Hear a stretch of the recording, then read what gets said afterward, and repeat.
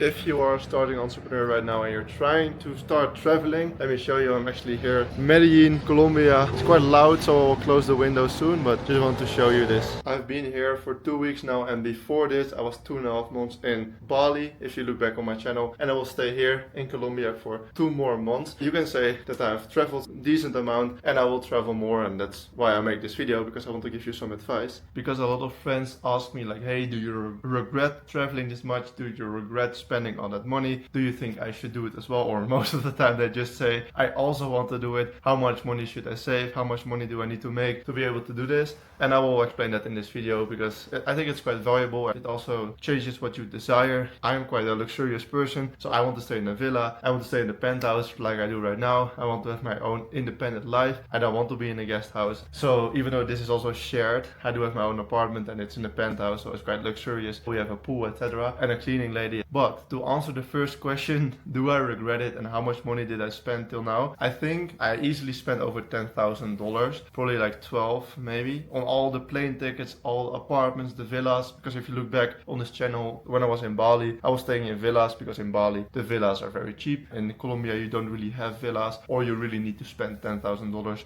per month on a place to have a big house, for example, like a mansion. We will do that in a month. My boys from the team that we work with, we run a YouTube organic marketing team, and they will come out here to Colombia. And George, the guy that I work for, he rented out a massive mansion, so we will live there. But that's irrelevant. So how much I spent? Easily over 10k in the past 3 months. I think I made like 17k this year, maybe almost 20. I don't know, and I spent almost all of it. I don't save anything, I just spend most of it. I am planning to make way more money in the next coming months, and it's looking like it. Like, I'm gonna scale my income, we are taking on new clients, I'm gonna make more money, we make them more money, so I'm also gonna make more money. So when I make 3k a month, for example, then I can maybe save 200 bucks, 500 bucks per month on that 3,000. But if you make $15,000, then you can save like 2,000 or 3,000. So you're better off spending that money when you only make 3k, because the ROI is way higher when you just spend it than to save it. I have an emergency fund, I can go home if everything goes to shit. But how much do you need to make to start traveling? And do I regret it? I don't regret it. I make amazing memories. I meet amazing women. Like in Colombia, the women are beautiful. I made new friends along the way, mostly in Bali. In Colombia, they all speak Spanish. I'm trying to learn Spanish, but it's a slow way up. So I'm getting there, but it's difficult right now. In Bali, it was way easier. I don't regret it. And probably the question that everyone would be asking, how much do you need to make to travel the world and to do these things? I would say Bali is quite significantly cheaper than Colombia, especially for the life quality that I want to live on. I'm quite a luxurious person. I want to go to cafe every day. I want to order dinner every single day. I want to have a pool at the place where I'm at. I want to be in a country with nice weather. You can also go to a more cheaper country that doesn't have good weather. So I spent a lot of money on life quality. How much did I make in the past 3 months? End of February, I started making 3k a month. A little bit more because I had some consulting jobs and had some extra income, but around 3k a month. I made that in March, and I made that in April, and in May I made double that. But for the 3 months that I was in Bali, so from the 4th of March and I left on the 6th of May, something around that, so I stayed for a proper 2 months in Bali, I spent all my money, like everything. I spent more than 6,000 USD because I made a little bit more, had more in my bank, but I spent every single dime that I had. How much would you need to make to live a decent life in a place like Bali? I would say 2,000 is enough if you want to share your place, if you don't want to go out for dinner every day, like if you cook your own meals, if you don't live a high protein life, because protein is just expensive and I want to eat 200 grams of protein every single day because I'm 6'7", so I need that. If you don't want all that luxury, then 2,000 USD is enough. You can't do too much cool stuff, you can't go out too much, but you can live quite comfortably, because the place that you will rent, if you share it, is maybe 600 bucks, maybe 700 bucks. You can probably get it cheaper, but then your place is also cheaper. Maybe on food you spend 300 or 400 if you are cheap. I spend way more than that because I go out and I pay for dinners for other people, etc. But if you live quite cheap, if you don't do too much stupid shit, if you don't have expensive editors like I do, I run my business, so I also have business expenses, then if you don't have all of that, 2,000 USD is enough. If you want the luxury, if you want the villa, and I shared the villa for the first month as well with a buddy of mine, so we were with the two of us, and then eventually he left and I stayed on my own. So if you want all the luxury, 3,000 is enough. I want to break down one main limiting belief, and that is you can't work when you are traveling. It is true to a certain degree. You can can debunk that belief by staying in the same place for a long time. Before I stayed in that last apartment in Bali for 30 days, I was staying everywhere for 1 week, 1.5 weeks, 2 weeks, and that was very messy, and that really fucked up my productivity routine, because you have to not find a new barber, you have to find a new gym, you have to find a new place, literally on Airbnb. You have to find it, and that's quite difficult if you have certain standards. You have to travel there, you have to make new friends. So if you stay in the same place, like for now, 30 days here, the new mansion that we're gonna go in a month, we will stay there for 2 months. So then you can build your little routine, you can build your small life, your little connection, your network. Then it's quite easy. So I made a conscious decision that I'm gonna travel for a long period in my 20s. So I'm 22 right now, and I'm gonna travel probably for a year. And then when I've seen all the places and I can decide where I want to live, that's when I buy a house in that place, or I rent a house, whatever is more significant, and then I will settle down. But right now I don't know where I want to settle down, so I use this travel period first for memories, and it's exciting, right? It's just fun. I'll just look around the world where I want to live. That's how I use this travel period,